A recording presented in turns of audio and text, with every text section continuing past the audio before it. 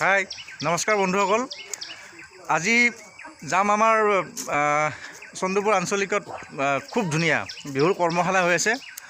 তাতে আমি যাম আজি। সেই কৰ্মশালাৰ বহুত যথেষ্ট সংখ্যক নাচনী মানে তাত অংশগ্ৰহণ কৰিছে।